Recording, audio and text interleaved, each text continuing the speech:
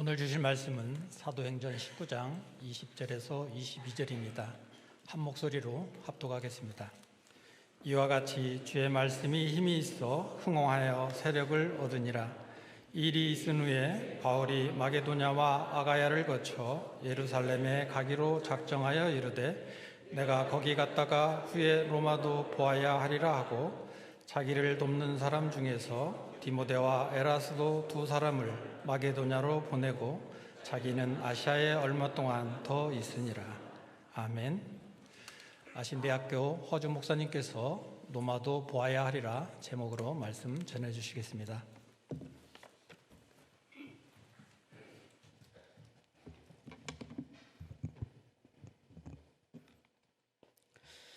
우리 9월의 마지막 주일이죠. 참 살같이 빨리 흐르고 있습니다. 혹자가 얘기하듯이 세월은 그 사람의 나이 속도로 변한다고 하는데, 아마 이 자리에 계신 70대 이상 되시는 분들은 지금 70km로 올 한 해 달려오셨으리라 생각이 됩니다. 제가 올 때마다 마당기도회가 찬양을 잘하는 건 아니겠죠. 근데 저는 올 때마다 은혜를 받습니다. 특별히 제가 왔던 이 예배 시간이 그래도 적지는 않은 것 같은데요. 오늘 찬양이 이상하게 더 다가옵니다. 한결같이 섬기시는 구이자 권사님, 또 뒤에서 섬기시는 또 박은주 집사님, 모든 우리 찬양대원들, 우리를 대표한 섬김인데요. 아마 기억력도 점점 희미해지는데 계속 하나님 앞에 드리는 마음으로 한 주간 내내 묵상하면서 부르시는 찬양이 아닐까 싶은데, 우리 한번 격려의 박수를 한번 올려드릴까요?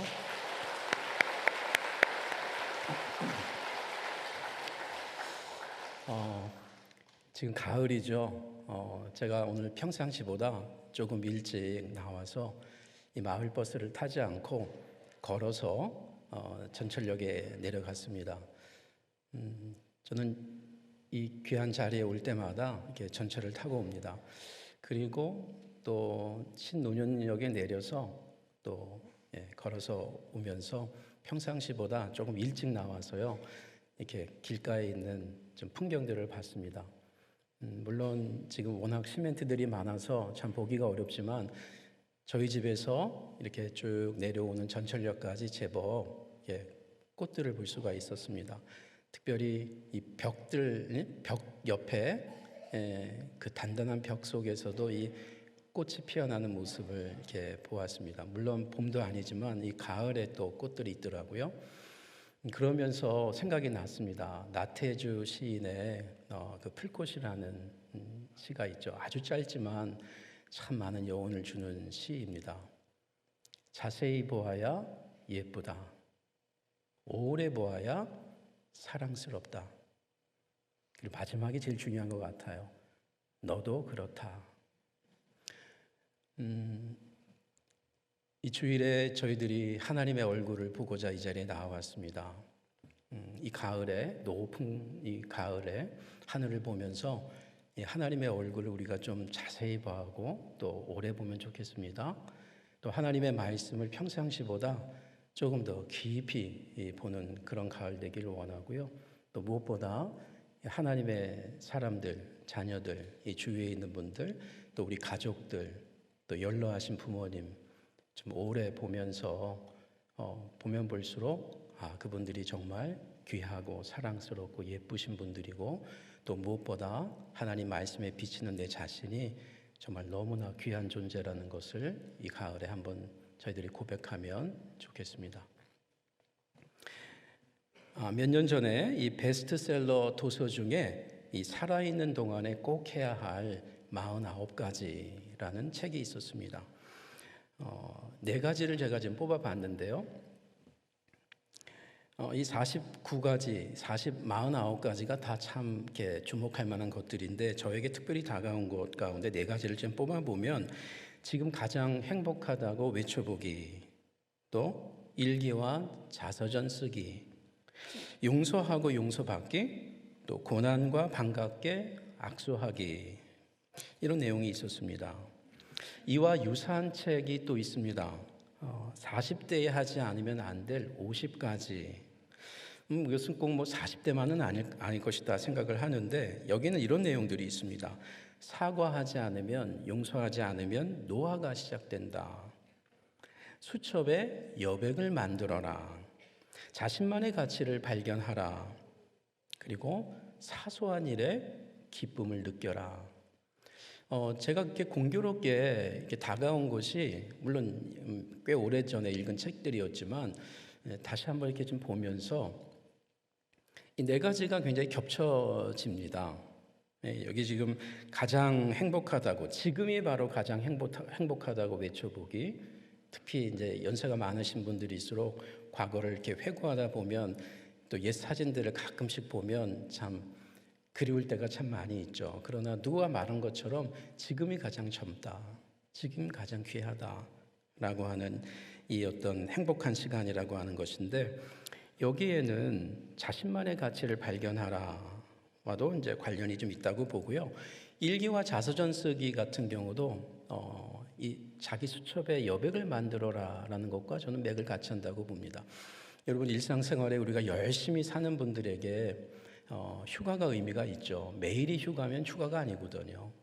열심히 분주하게 사는 분들이 그 휴가가 정말 귀하다 생각을 하는데 그런 점에서 빼곡한 수첩을 갖고 있는 분들, 할 일들이 또 한 주간에도 많은 일들이 있는 분들에게는 무엇보다 이 여백이 필요한 것 같습니다. 그 수첩의 빈 공간들을 남겨놔야 된다는 거죠. 물론 이분들은 두 작가들은 다 크리스찬은 아닙니다. 그런데 우리가 신앙을 갖고 이 책들을 다시 재해석해 낸다면 훨씬 더 우리에게 풍성한 깨달음이 많이 있는 것을 보게 되는데요.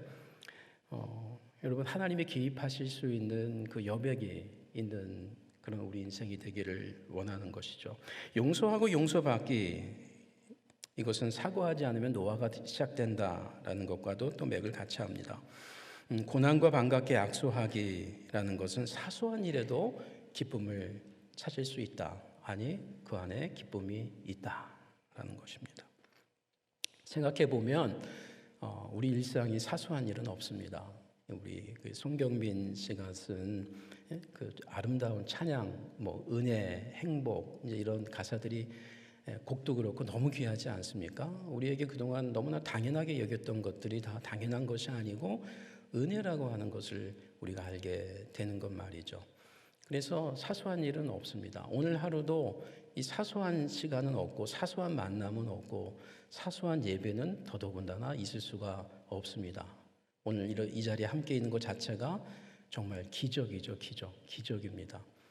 그런 점에서 한번 우리 주위 분들과 한번 인사 나눌까요?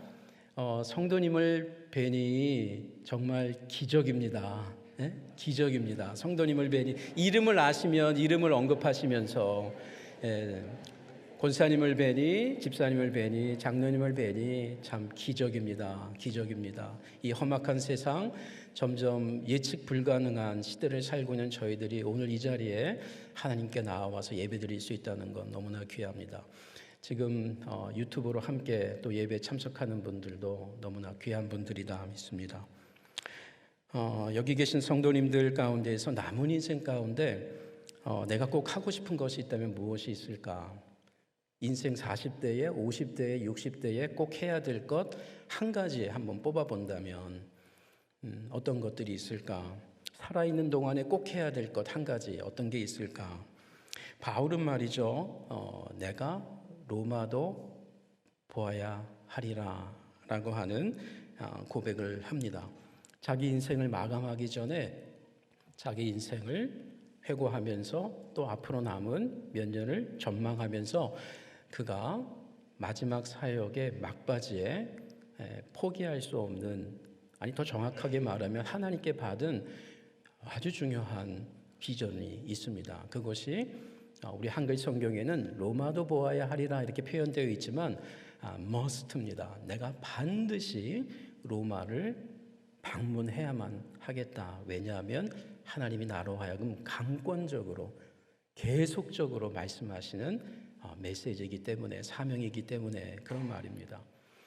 그런 점에서 바울은 자기 사역을 회심한 이후에 꽤 오랜 시간이 지나서 이 비전을 받았거든요. 그리고 그 길로 달려나아갑니다. 그의 마지막 그 서신들의 흐름들을 보면 이 내용들이 계속해서 나오는 것을 보게 됩니다. 오늘 우리 고백이 나오는 사도행전 19장 21절을 조금 더 자세히 보겠습니다. 여기 보면은 우리 한글 개역 개정 성경을 중심으로 한글 성경들은 바울이 작정하여 이르되 그러면서 로마를 반드시 보아야 되겠다라고 하는 그러한 선언이 나옵니다.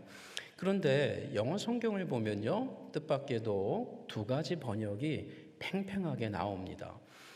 대표적으로 비교적 최근에 번역된 아주 좋은 성경이고요.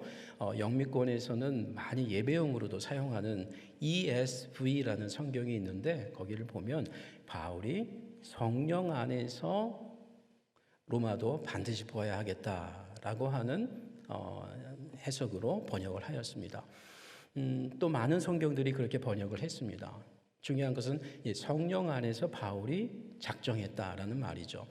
또 이제 많이 보고 있는 성경 중에 대표적인 성경이 또 NIV라고 하는 성경이 있는데요. 그 성경은 우리 한글 성경처럼 바울이 작정했다, 바울이 개인적으로 이렇게 각오했다라는 식으로 그렇게 번역을 했습니다. 이 성경의 이제 근간이 되는 이제 그리스어 성경을 보면 두 가지 해석이 가능합니다. 이제 우리는 보통 이렇게 성령으로 알고 있는 이 푸뉴마라고 하는 이제 헬라어 그리스어 단어가 있는데요. 이 단어가 어떤 문맥에서는 성령으로 번역이 되게 되고요. 어떤 경우에는 사람의 마음으로 번역이 가능합니다. 또 심지어 어떤 때에는 바람으로도 가능합니다. 그래서 문맥을 좀 봐야 됩니다. 제일 정확한 경우는 거룩이라고 하는 그 표현이 나오면 가장 이제 성령이겠죠. 거룩한 영. 그런데 여러분이 성경을 읽다가 성령으로 나오고 있는 번역된 성경들에 적지 않은 경우가 거룩이라는 단어가 없어요. 그냥 푸뉴마만 나온 게 의외로 많습니다. 문맥이 보여주는 겁니다. 그래서 이 엔토푸뉴마티 이 영 안에서라고 이렇게 할 수 있는 번역이 어떤 때는 바울의 영, 즉 바울의 마음으로 이렇게 각오했다라고도 볼 수가 있고 또 어떤 신학자들은 이 번역을 신학자들이 하지 않겠습니까? 성령 안에서 바울이 결정한 것으로 이렇게 이야기를 한다는 것입니다.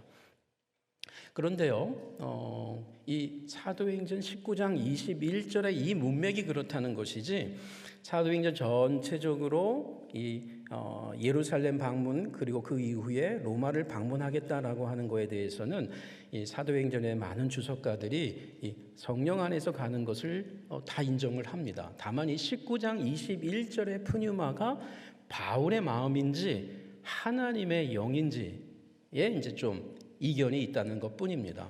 저는 바울의 마음이 당연히 있겠죠. 그러나 그 바울의 마음을 다스린 이 성령으로 이 본문을 보는 게 좋다라는 입장인데요. 그 이유 중에 하나는 이 본문 안에서 같은 21절 안에서 바울이 내가 로마도 반드시 방문해야만 하겠다라고 할 때에 그 조동사 must가 있습니다.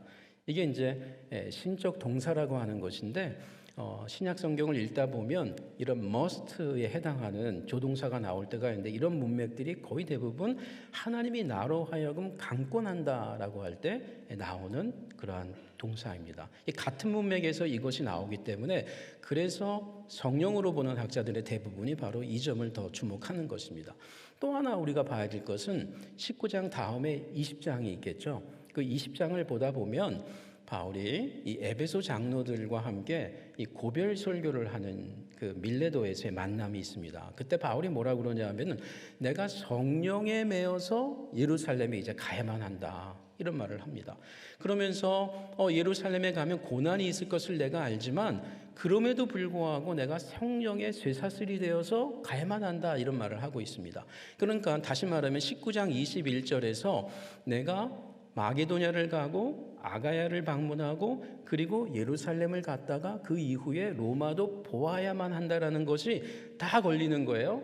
마게도냐도 반드시 방문을 해야 되고 그리고 아가야도 가야 되고 예루살렘도 가야 되고 그 이후에 로마도 가야 되겠다라는 말이 나오는 이 19장 21절이 20장의 문맥하고도 맞물리는데 분명하게 바울이 20장에서 성령에 매여 있다라는 말을 하고 있기 때문이에요.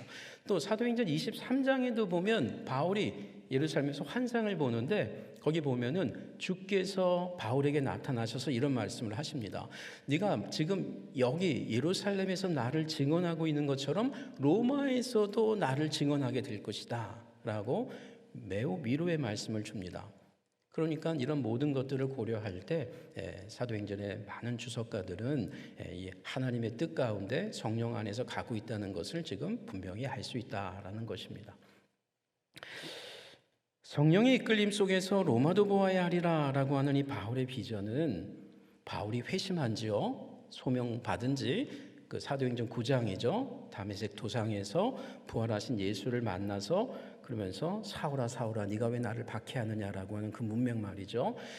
그 예수님을 만난 때로부터 약 25년이 지났습니다.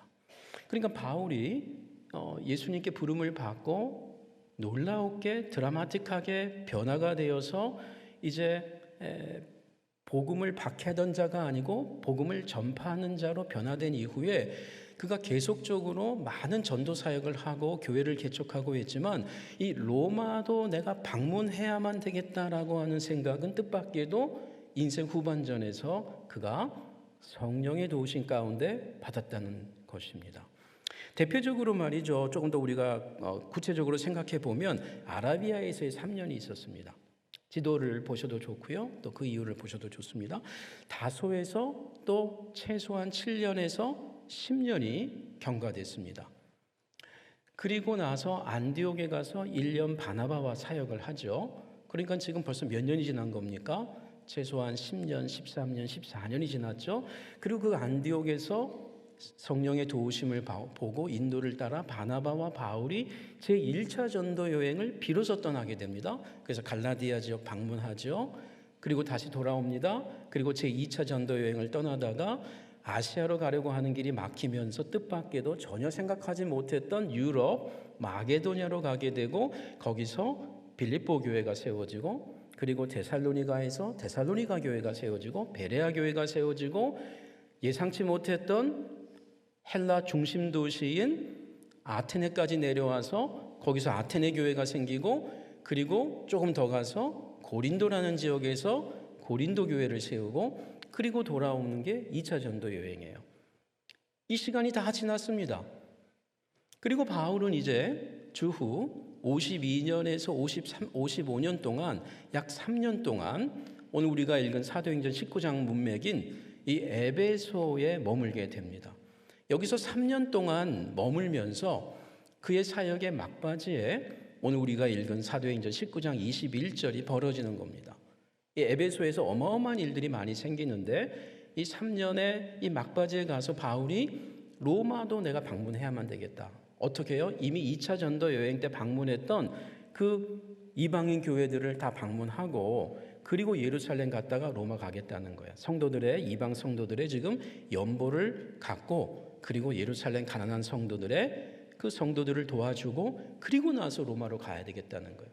그러니까 지금 이 에베소에서 로마로 바로 가면 훨씬 빨리 갈 수 있고 경제적으로도 훨씬 절약할 수 있지만 바울은 지금 예루살렘에 가고 난 이후에 그 다음에 로마 가야 된다는 이 얘기를 하는 겁니다.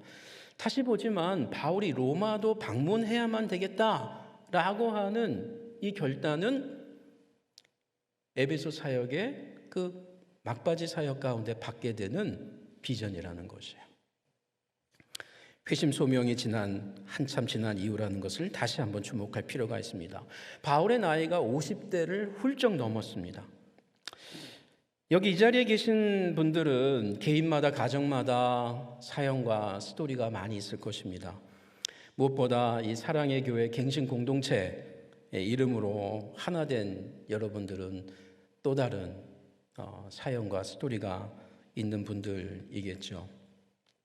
이 갱신 운동과 함께 어떤 분은 이 바울의 아라비아 3년 같은 그런 나홀로의 시간을 지금도 보내고 있는 분이 있을지 모릅니다.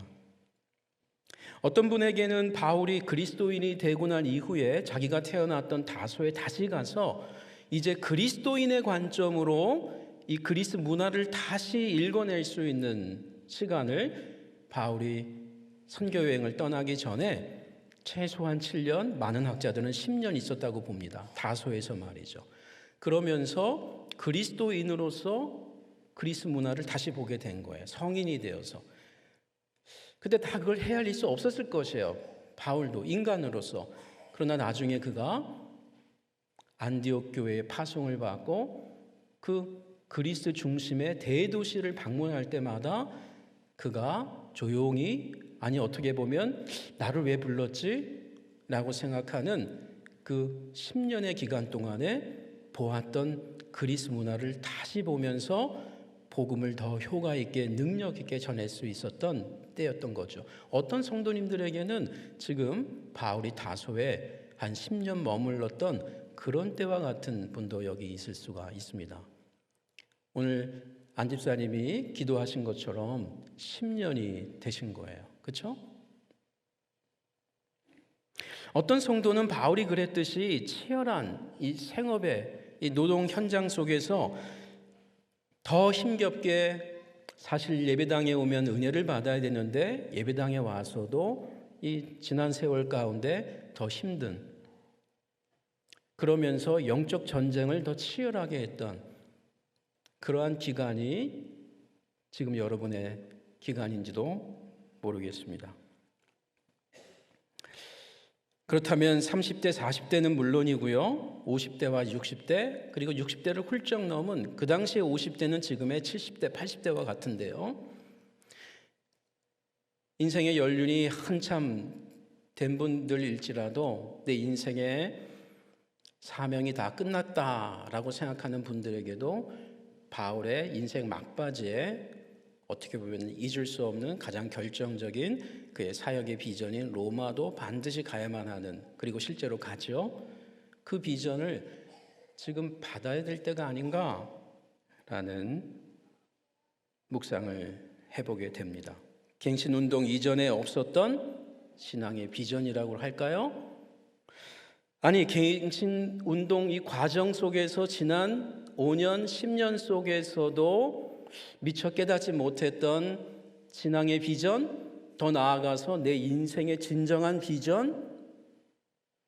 왜냐하면 우리는 하나님과 별개로 우리 인생의 비전을 찾을 수가 없기 때문에, 이것 때문에 하나님이 나를 여기까지, 내 세상의 직장의 경험까지도 이제 막바지에 나를 이렇게 인도하시는 걸까? 라는 고민도 필요하지 않을까 싶습니다. 바울이 이런 비전을 받게 된, 인생 막바지에 받게 된, 사역자의 막바지에, 그리스도인으로서의 막바지에 그가 받게 된 이 놀라운 로마까지 가야 되겠다라고 하는 이 비전, 이것을 보기 위해서 에베소의 환경을 조금 더 보기를 원합니다. 시간상 두 가지만 보겠습니다. 이 에베소 도시에서 주목할 특이사항 가운데 하나는 두란노 소원이라고 하는 장소입니다. 바울은 이전에 방문하는 도시들마다 회당을 중심으로, 즉 유대인들이 믿는 그들의 신앙 안에, 바울도 한때 유대인으로 그 신앙 공동체 안에 있었죠.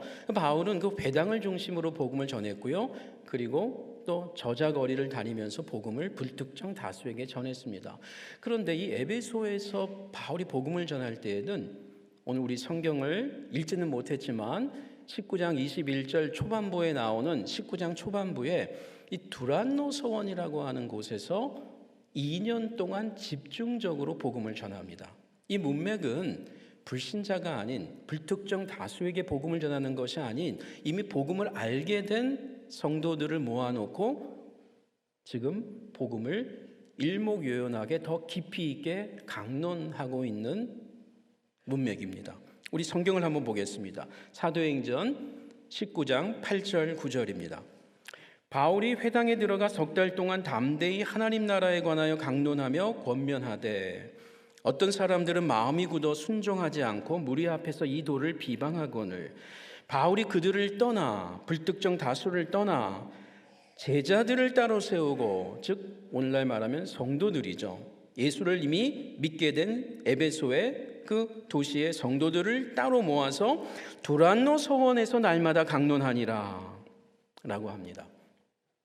우리 사도행전 본문은요, 지금 우리가 읽고 있는 본문은 이제 알렉산드리아 사본이라는 그 판에 근거한 것인데, 이거 못지않게 중요한 서방 사본이라는 게 있습니다. 그리스어로 된 사도행전 학자들은 이 서방 사본도 바울이 썼을 것이라고 보는 분들이 있어요. 서방 사본은 우리가 지금 갖고 있는 이 사도행전 본문보다 조금 더 깁니다. 근데 이 본문에 대해서 이런 추가 설명이 있습니다. 바울이 에베소에서 사역을 할 때 이 두란노 서원에서 오전 11시부터 오후 4시까지 집중적으로 2년 동안 말씀을 가르쳤다는 거예요. 성도들에게. 그러면 매일 5시간을 했다는 것이에요. 그런데 이 11시부터 오후 4시까지라고 하는 이것은 이 점심 식사 가운데 그 사람들이 그 도시에서 쉬는 시간이에요. 그러니까 이런 거죠. 바울만이 아니고 에베소 성도들이 예수를 믿게 된 다음부터는 매우 분주해지기 시작한 거예요. 그리고 이들은 일할 때 일하고, 그리고 남들이 쉴 때 또 따로 모여서 거기서 하나님의 말씀을 공부했던 것이에요. 그리고 헤어져서 또 제각각 바울은 바울대로 가죽 깁고 천막을 만드는 일을 하면서 냄새나는 그 옷을 입으면서 일을 했던 바울이고, 또 성도들은 더 말할 나위가 없겠죠. 그렇게 이들이 2년 동안 두란노 서원에서 말씀을 공부하고 들었던 겁니다. 19장 10절입니다. 좀 더 자세하게 나오죠. 2해 동안 이같이 하니 아시아에 사는 자는, 여기서 아시아는 에베소의 도시, 즉 이 아시아의 수도가 에베소거든요. 그러니까 에베소를 중심으로 해서 이 많은 복음이 이 성도들에 의해서 퍼쳐나가게 됐다는 것이에요. 그래서 아시아에 사는 자는 유대인이나 헬라인이나 다 주의 말씀을 듣게 되었다. 여기 대표적인 사람이 에바브라입니다. 여러분이 골로새서를 읽다 보면 골로새라고 하는 도시에 교회가 세워지는데, 이 교회는 바울이 직접 세운 교회가 아니에요. 그러니까 에바브라가 에베소에 와서 바울에게 복음을 듣게 되고, 더 나아가서 에베소에서 두란노 서원에서 하나님 말씀을 공부하다가 이제 훈련받고 자기 고향으로 가서 세운 교회가 골로새 교회예요. 그래서 골로새서를 읽다 보면 제가 지금 말씀드린 이런 내용들이 잘 나옵니다. 바울이 방문하지 못한 곳에 보내는 편지가 골로새서와 로마서가 유일합니다. 이런 일들이 벌어지게 된 것입니다. 어디에서요? 에베소에서요. 특별히 어떤 문맥에서요? 바울이 성도들을 따로 모아놓고 하나님의 말씀을 집중적으로 가르치고 함께 기도하던 시간이었다는 것입니다. 하늘의 부르심을 받은 오카는 목사님 2010년 9월 2일이죠. 올해로 13주년 추모 기념한 것으로 알고 있습니다. 살아생전에 옥 목사님께서 이런 말씀하신 것을 알고 있습니다. 제자 훈련하면서 제일 수지 맞았던 사람은 바로 나 자신이었다. 그렇게 회고했더라고요. 이른 아침에도, 그리고 저녁 늦은 시간에도 그 피곤한 성도들, 특별히 남자 성도들 붙잡고 늦은 시간까지 이 하나님 말씀을 나누고 공부했던 시간. 그러면서 성도들이 변하는 모습 안에서 은혜도 있었지만 자기 자신이 더 깨어질 수밖에 없었던 그 시간을 옥 목사님이 그의 은퇴 이후에 어떤 잡지에 회고한 것을 제가 읽은 적이 있습니다. 아마 그때 공부했던 분들이 여기 적지 않은 분들이 있을 것이라 생각을 합니다. 옥 목사님은 제자 훈련과 이 강해 설교를 준비하면서, 다시 말하면 분주하고 피곤했던 그 목회 사역 중에도 성도 한 사람 한 사람, 각 사람을 붙잡고 이 말씀으로 씨름하고 성경을 계속 붙잡고 연구하고, 또 그 새벽에 다시 늦은 시간 지나고 자정이 넘어서 다시 새벽 기도를 인도하고, 그리고 매 주일마다 강해 설교를 말씀을 따라서, 예를 들면 로마서 1장부터 16장까지를 그대로 따라가면서 그 말씀을 나눌 때에는 제일 먼저 목회자가 그 말씀을 연구하지 않으면 강해 설교가 불가능합니다. 그렇지 않으면 목회자가 성경을 이렇게 저렇게 편식할 수 있어요. 준비 안 하고도 오늘은 이 말씀 그냥 전해야 되겠다. 지난주에 누구 설교 듣다가 좀 도움이 되면 저걸 내가 좀 적용해서 해봐야 되겠다. 근데 그게 아니고 하나님의 말씀을 사도행전 1장부터 28장까지, 로마서를 1장부터 16장까지, 출애굽기를 1장부터 40장까지 계속 강론할 수 있다는 것은 그것은 성경을 본인이 먼저 연구하지 않으면 불가능한 일입니다. 더군다나 그 연구한 본문을 내가 목양하고 있는 성도들의 삶의 그 현장을 이해하고 공감하면서 이 세상의 문화 내러티브를 판단하면서 이 세상 속에 살고 있는 성도들에게 어떻게 말씀을 적실하게 전할 것인가를 고민하지 않으면 절대로 선포할 수 없는 말씀입니다. 그러면서 그분이 이런 거죠. 제자 훈련하기 전에, 설교하기 전에 내가 깨어졌다라는 고백을 했다는 것이죠. 저는 이 원조가 옥 목사님이 아니고 오늘 우리가 읽은 이 50대 중후반의 바울이라고 봅니다. 그는 하나님의 말씀을 에베소에 있는 신자들에게 복음을 전하고 강론하면서 사실 본인 스스로가 더 큰 성화로 들어갔던 것입니다. 하나님의 예수 그리스도의 얼굴의 영광을 그는 더 깊이 보았던 것입니다. 자기 자신을 더 절제할 수 있었던 것이죠. 어떻게 해요? 하나님의 말씀을 기도의 자리에 신실하게 정직하게 다가가면 다가갈수록 누구를 위해서가 아니고 먼저 내가 그 말씀의 거울 앞에 하나님의 면전 앞에 선다라고 할 때에 이런 마음을 갖게 되는 것이죠. 보네퍼라고 하는 분은 이런 말을 했어요.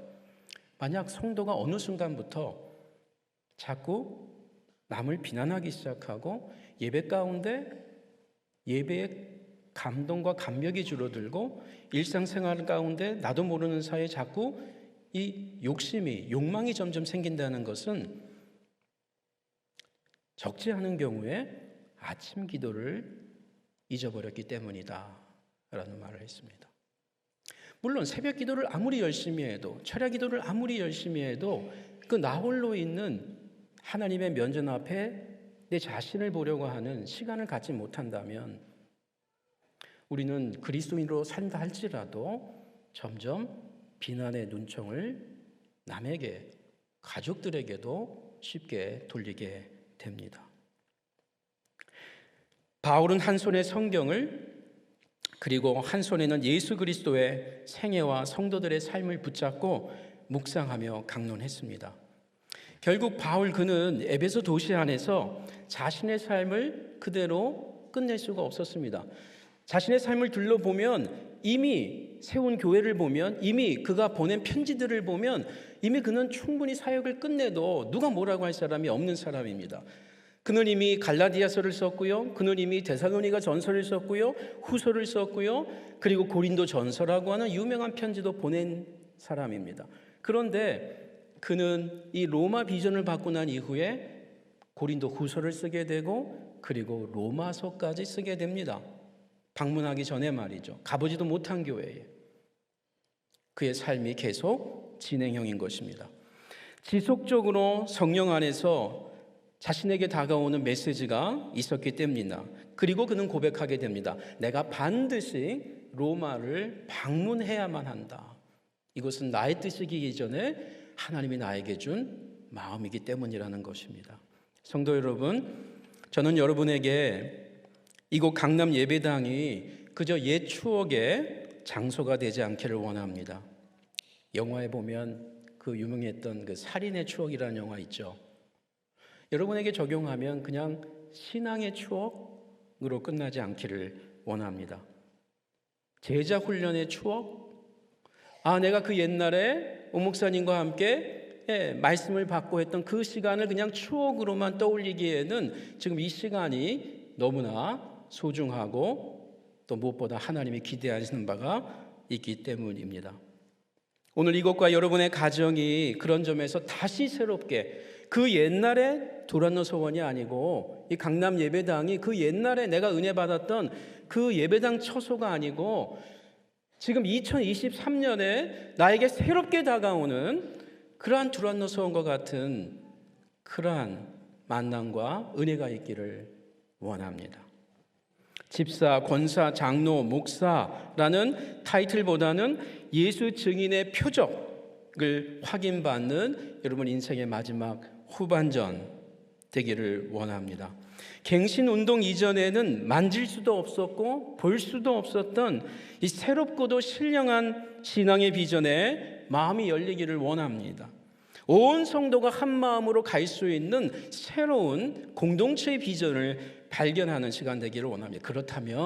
그렇다면 바울이 에베소에 그 현장에서 성령의 은혜를 맛보았던 그 상황이 어떤 문맥이라고요? 하나님의 말씀을 그가 먼저 치열하게 씨름한 거예요. 만난 거예요. 본 것이에요. 느낀 것이에요. 새롭게 체험한 것이에요. 그 옛날에 은혜 받았던 말씀도 귀하지만 지금 너무나 시대가 많이 바뀐 이 상황 속에서, 나의 형편도 바뀐 상황 속에서, 결혼 전도 아니고 결혼 후고 그 어렸던 자녀들이 아니고 다 장성해버린 자녀라고 하는 여러분 개인 각각의 상황 속에서, 이 상황 속에서 만날 하나님의 말씀의 새로운 로마서를 만나야 되지 않겠습니까? 라는 것입니다. 또 하나의 에베소의 환경을 묵상할 필요가 있습니다. 그것은 에베소에서 사역하면서 이 복음 때문에 만나게 된 바울의 새로운 체험이었습니다. 새로운 체험. 이 말씀 못지않게 중요한 이 체험이죠. 체험. 아니, 이 말씀이 말씀되기 위해서 나에게는 그냥 들어오고 나가는 것이 아니고 나를 꿰뚫는, 히브리서 표현대로 골수와 심령을 쪼개는, 그래서 너무 아프기도 하지만 그 아픔 이후에, 눈물 이후에 비로소 진정한 기쁨이 있는, 처절한 아픔 속에, 애통 속에 나에게 다가오는 신령한 위로죠. 가짜 위로 아닌 진정한 위로, 가짜 평안이 아닌 진정한 평안 말이죠. 체험이 있어야 됩니다. 그리고 그 체험은 모든 사람들에게 절대화하진 않을지라도 나에게는 지울 수 없는 예수의 흔적인 것이죠. 여러분, 이 에베소 환경 속에서 이 바울이 이 묵상하게 되는, 이 만나게 되는 체험은 기분 좋은 체험도 있었습니다. 두란노 소원이라고 하는 이 실내 공간에서 그가 만났던 기쁨과 감격도 있었지만 그가 실외 공간에서 만난 체험들이 있었다는 것이죠. 다시 말하면 여러분, 다락방에서 오늘같이 주일날 예배드리면서 이 실내 공간에서 하나님의 말씀을 붙들고 기도하면서 받았던 그 은혜가 이제 내 가정집에서, 내 직장의 일터에서, 그리고 이 세상 벌어지는 나의 삶 속에서 그냥 스쳐 지나갈 수 있는 사람들에게까지 내가 갖고 있는 그 신앙 안에서 내 몸으로 드리는 신령한 예배가 시작된다는 것이죠. 예배당을 나서는 순간에 신령한 찬양이 시작되고 신령한 예배가 새롭게 시작되는 놀라운 그 순종 가운데 그 욕망을 내려치면서, 그러면서 조금 더 한 걸음 더 거룩으로 나아가는 그 속에 고난이라고 생각했지만 그 이후에 다가오는 말할 수 없는 신령한 기쁨, 예수 믿는 참 즐거움, 이 세상의 땅에서 사람들이 만들어낼 수 없는 행복, 그 체험이 우리에게 자유를 가져다주고 기쁨을 가져다주고 여유를 가져다주고 내 인생의 여백을 가져다주면서 손을 내밀 수 있는 은혜가 생기는 것이죠. 기분 좋은 체험이 19장 11절에서 이렇게 얘기합니다.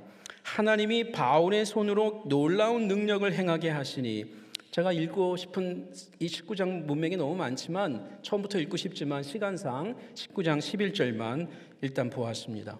여러분, 지금 바울의 손으로 이 기도하고 치유의 은혜를 베풀 때 놀라운 역사들이 일어났습니다. 물론 바울은 자기 몸의 질병을 고치질 못했습니다. 안타까워했죠. 그것은 인간의 한계예요.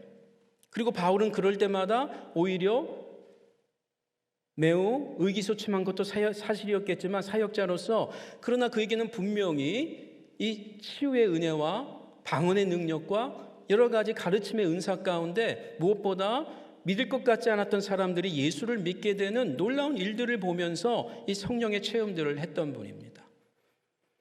그러면서 그는 한편으로는 자기의 약함이 강함이라는 것도 알게 되고, 그리고 부족한 자신에게 함께하는 그 성령의 도우심 가운데 놀라운 변화들이 일어나는, 자기의 손이 닿는 곳에, 기도가 닿는 곳에 만나지 못한 사람들에게도 그 기도의 응답이 일어나는 걸 보면서 얼마나 흥분하지 않았겠습니까?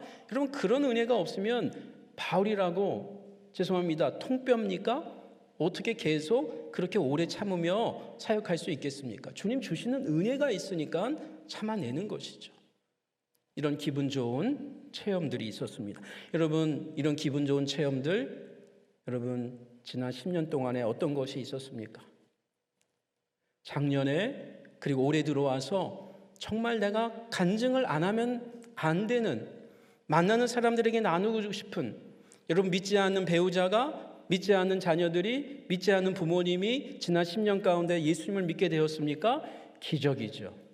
기적입니다.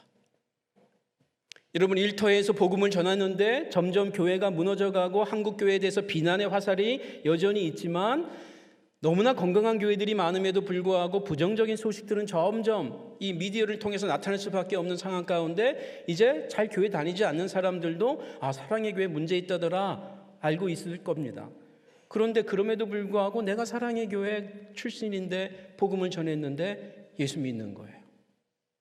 야, 너나 잘해라, 네 교회나 먼저 잘해라 하지 않고 예수를 믿는 거예요. 기적 아닙니까? 여러분, 이런 기쁨이 있습니까? 이런 은혜가 있습니까? 이런 체험이 있습니까? 이게 우리를 기분 좋게 하는 겁니다.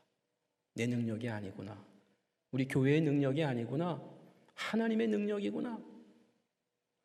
내가 복음을 전했을 때 새 생명의 역사가 일어나는 기쁨이 없으면요, 가정 안에서도 새 자녀가 태어나는 기쁨이 없으면 부부간에 어려움이 올 수 있는 것이에요. 영적인 새 생명의 역사가 있든, 내가 나이가 많지만 자연 출산을 하든 뭔가 새 생명의 역사가 있어야 된다는 것입니다. 우리 교회에 무슨 새로운 신자가 올 수 있겠어? 여러분이 예배당 앞에서 예배를 시작할 때 젊은 청년들이 하는 모습을 저는 볼 때마다 여러분 더 그러시겠죠. 마음이 아프죠. 저 친구들이 그냥 머물러 있으면 부모 따라왔을까? 하나님 따라왔겠죠. 그곳에 있으면 더 많은 혜택, 더 많은 누림이 있겠죠. 어찌 보면 저는 여러분보다 젊은 청년들이, 이 강남 예배당에 있는 젊은 청년들이 더 많은 희생을 하고 있다는 생각을 해봅니다. 그런데요, 그것도 오래 갈 수가 없어요. 이 젊은 청년들도 한계가 있습니다. 19절과 20절에는 이러한 내용이 나옵니다. 또 마술을 해가던 많은 사람들이 그 책을 모아가지고 와서 모든 사람 앞에서 불사르니 그 책값을 계산한 즉 은 5만이나 되더라. 이걸 서양 주석가들이 계산해 보니까 오늘에 치면은 250만 불 된다는 거예요. 30억이 넘는 거죠. 여러분, 이 마술이라고 하는 것은 오늘날의 그런 트릭이 아니에요. 그 당시에 마술이라는 말은 주술입니다. 그러니까 그들의 신들을 부르는 거죠. 그러니까 그들의 신들을 부르면서 그 부를 때 사용하는 책들이 신령한 책들이에요. 우리가 볼 땐 우상의 책들이지만 그들에겐 자기 신들의 책들이에요. 이 책들이 얼마나 비쌌겠어요? 그 당시에 일반 책도 비쌌는데 어마어마하게 비싸죠. 10배가 넘는 책들입니다. 비싼 책들입니다. 그 당시에 이 책들을 다 불태워버리는 역사가 일어났어요. 놀라운 일이죠. 놀라운 일입니다. 그래서 주의 말씀이 흥왕하여 갔다라는 말을 바로 20절에 하는 거예요. 그리고 나서 21절에 바울이 로마도 보아야 하리라라고 하는 그 선언이 나오는 것이에요. 기분 좋은 체험이죠. 여러분, 예수 믿고 난 다음에 여러분 주위의 가족들이 여러분이 소중히 여겼던 것들을 불태워버리는 것 같은 일들을 볼 때 놀라겠죠. 비웃기도 하겠죠. 그런데 나중에 그걸 보고 저 사람은 정말 예수쟁이구나. 하나님과 명예를 붙잡는 게 아니고 하나님만 붙잡고 있는, 내가 지금 태워버려야 될 나의 우상들이 무엇일까? 이런 체험들이 일어나는 것이에요. 언제요? 타락방에 모일 때, 예배를 드리고 헤어질 때 말이죠. 그런데 바울에게는 이거 못지않은 체험이 있습니다. 이건 기분 나쁜 체험입니다. 더 정확하게 말하면 너무 억울한 체험들입니다. 힘든 시련들입니다. 복음 때문에 만난 고난이죠. 사도행전 19장 23절부터 마지막 절까지는 훨씬 더 길게 이야기를 합니다. 문맥을 천천히 읽어보면 훨씬 길었고요. 기분 좋은 체험들보다 훨씬 길었고 혹독했고 바울이 거의 생명을 잃을 뻔했습니다. 바울만이 아닙니다. 바울 옆에 있는 사람들도 생명을 잃을 뻔한 일이 이 에베소에서 벌어졌습니다. 그리고 그런 일들 가운데 바울이 로마도 보아야 하리라를 포기하지 않은 겁니다.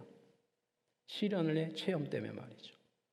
소위 시험거리들 속에서 말이죠. 이건 진짜 주님이 주시는 마음이에요.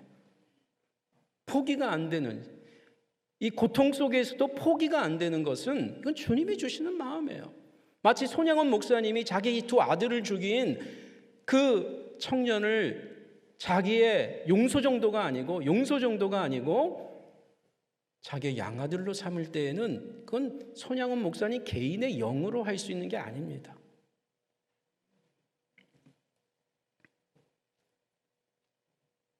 바울은 나중에 고린도 후서 1장에서 이 사역을 에베소를 회고하면서 이렇게 편지를 쓰죠. 1장 8절 이하에 형제들아 우리가 아시아에서 당한 환난을 너희가 모르기를 원하지 아니하노니, 여기서 아시아는 에베소를 중심으로 하는 말입니다. 힘에 겹도록 심한 고난을 당하여 살 소망까지 끊어지고 우리는 우리 자신이 사형 선고를 받은 줄 알았으니, 죽고 싶었다는 거예요. 여러분 예수 믿고 난 다음에 죽고 싶었던 기억 납니까? 내 일 때문이 아니고 예수 믿는 것 때문에, 내가 이러려고 예수 믿었나? 하는 일들이 시험이죠. 그런데 그 일 때문에 오히려 시간이 지나고 더 강력한, 포기할 수 없는 믿음이 생기는 것. 좀 바울이 좀 그런 상황이에요. 이 시간이 지나고 난 직후에 바울이 말이죠. 그러면서 뭐라고 합니까?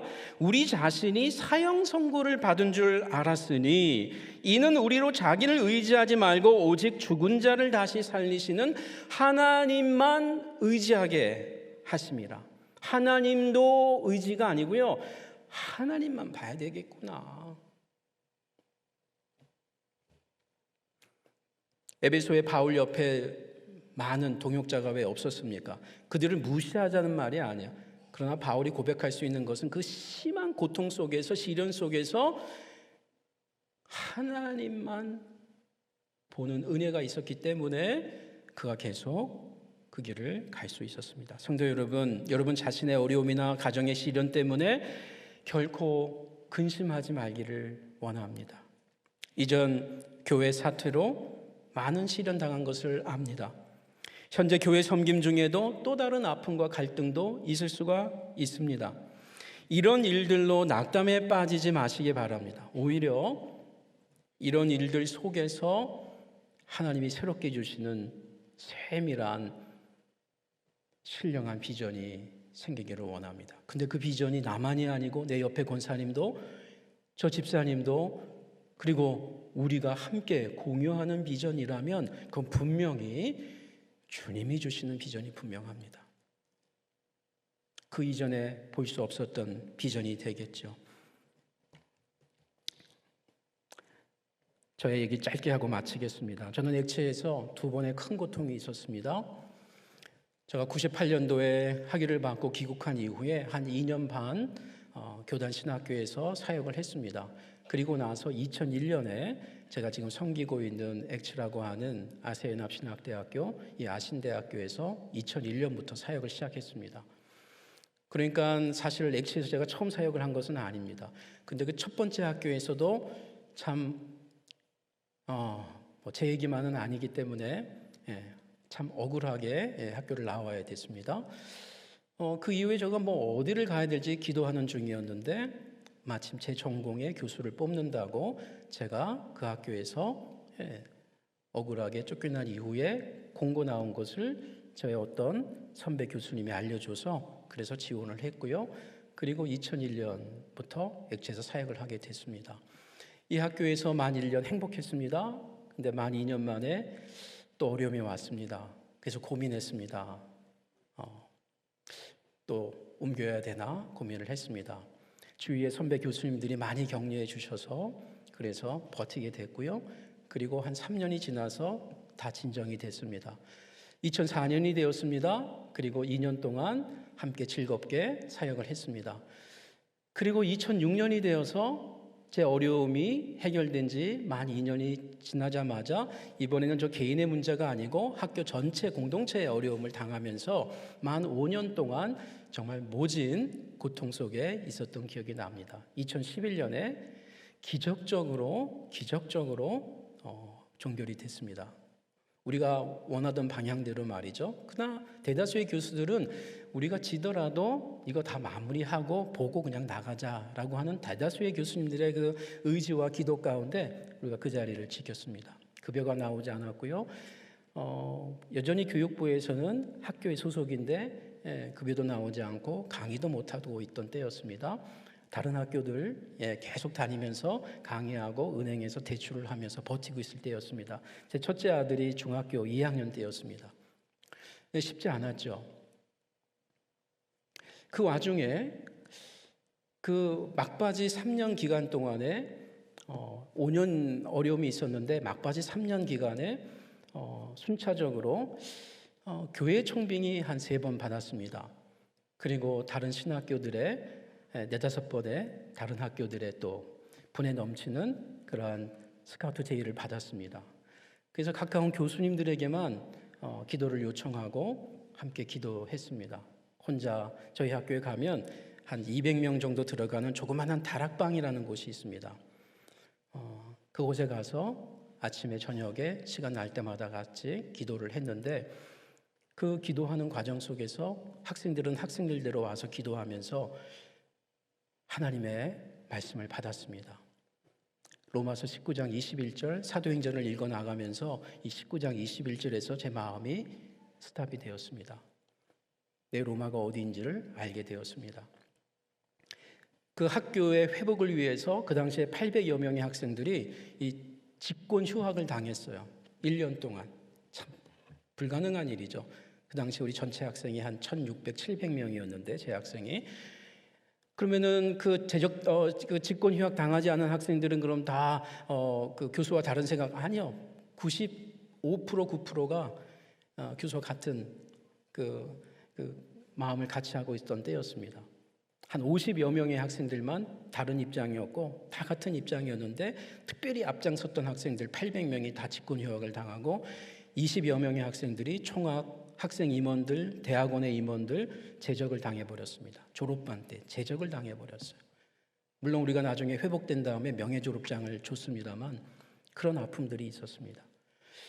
근데 그런 환경 속에서 그 학생들이 기도하는 순수한 눈동자가 제가 꼭 가야만 할 로마인 것을 주님이 가르쳐 주셨습니다. 그래서 이건 저만이 아닙니다. 우리 적지 않은 그 당시 40대의 젊은 교수들이 그 당시에 다 이곳저곳에서 부름이 있었는데 함께 우리 그냥 끝까지 가보자 하면서 함께 자리를 했습니다. 그러면서 감사하게도 우리 안에 각자 그리고 공동체적인 새로운 교수로서의 비전이 생겼습니다. 교수 개인의 비전 그리고 공동체로서의 비전. 내가 앞으로 남은 사역을 어떻게 해야 될 것인가? 이게 그냥 우리 학교의 문제가 아니고 한국 교계의 문제라면 저희는 초교파거든요. 그러니까 여러 교단의 리더들이 이사로 있는 학교인데 이 해결을 못하는 거예요. 여러 가지 자신들의 관심과 이익 속에서 말이죠. 해결 못하는 모습을 보면서 앞으로 한국교회가 어떻게 될 것인가? 여기서 공부해야 될 신학생들이 과연 무엇이 될 것인가? 성도 여러분, 조심스럽지만 제가 이 말씀을, 이 간증을 사실 저희 학교에서도 3주 전에, 2주 전에 처음 나눴습니다. 제가 있는 학교에서도요. 그리고 오늘 외부에서 공식적으로는 처음 나누는 겁니다.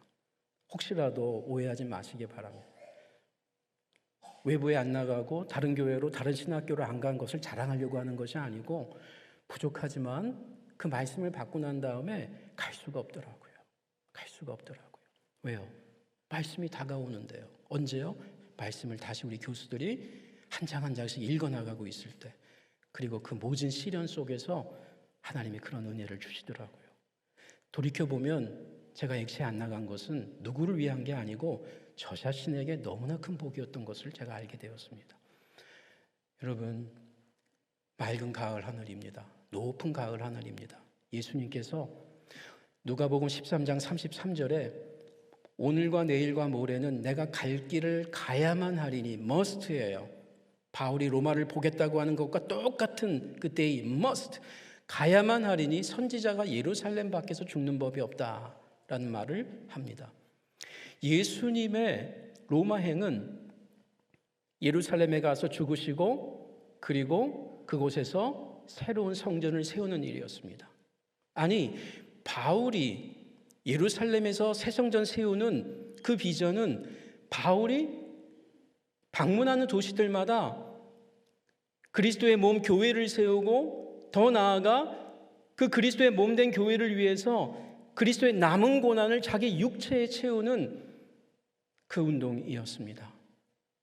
여러분, 여러분의 로마가 무엇입니까? 여러분의 자녀를 다시 보는 것입니까? 여러분의 연로하신 힘없는 부모를 다시 보는 것입니까? 여러분의 며느리를 다시 보는 것입니까? 시어머니를 다시 보시는 겁니까? 교회, 사랑의 교회 갱신공동체에 로마로 가는 길에 이 가을에 하나님이 부어주시는 새 비전이 함께하기를 원합니다. 기도하겠습니다. 하나님 고맙습니다. 이 귀한 가을에 우리에게 생명 주시고 예배하게 하시고 기도하게 하시고 찬양하게 하시고 우리의 지난 삶을 돌아보게 하시고 남은 삶을 또 전망하게 하시니 감사합니다. 하나님, 연로하신 우리 성도님들, 저들의 삶에 아버지 새로운 비전을 주시기 원합니다. 우리 젊은 청년들에게 놀라운 새 은혜가 임할 수 있도록 은혜 베풀어 주시기를 원합니다. 이 갱신 공동체의 이 남은 자들 가운데 하나님의 말로 닿을 수 없는 평안이 함께하여 주시옵소서. 예수님 존귀하신 이름으로 기도하옵나이다. 아멘.